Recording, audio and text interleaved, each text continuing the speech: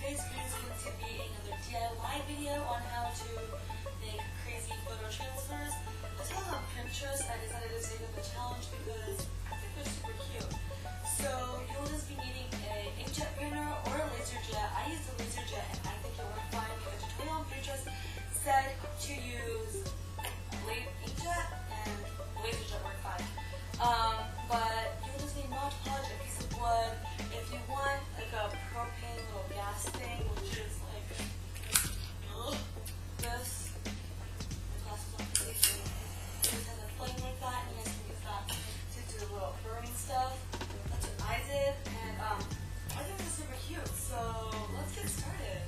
And wood, and my Mod Podge is matte because I like that finishing a lot more. So I'm just going to start off by figuring out where and how I want my pictures to be. And what I do advise you guys to do is before you guys print your pictures out, mirror the photos so when it transfers over, it doesn't flip. And you will have the original picture on your transfer. So to begin with, we will be taking the Mod Podge and applying an even layer all over the piece of wood. And this is important because this is what's going to make the ink of your picture transfer over and stick to the wood. So make sure you guys do this very good. Very, very, very good.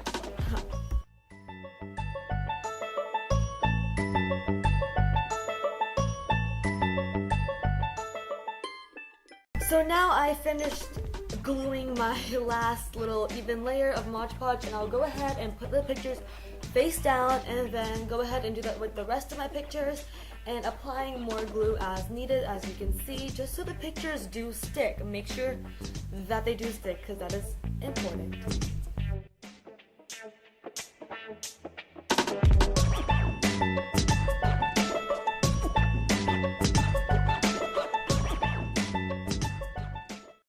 Now let me tell you something. This part's important because I am smoothing out the little air bubbles so there are none, because if there are, the ink will not transfer over. So make sure you guys do this. Take your time and do it properly. I promise this is important. Do it. Thank you. Now we're just gonna finish up the last part of the first part of this project, if that made any sense. Go ahead and seal everything in with Mod Podge and let it sit overnight and make sure it is completely dried before you move on. Now for part 2, you'll be needing a towel that you don't mind dirtying up, a bowl of water, and the photo transfer that you made last night because you let it dry, okay? So now for this part, you're going to start off by taking the towel and dipping it into the water and trying to find a spot on the picture where the water can seep under and make the paper wet so it's easier to peel off, which you will see in just a second.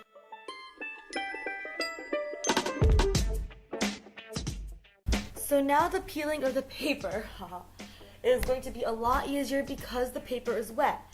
And so now I'm just going to peel off the paper and I will rub off the excess paper that's remaining so the rest of the picture can be exposed.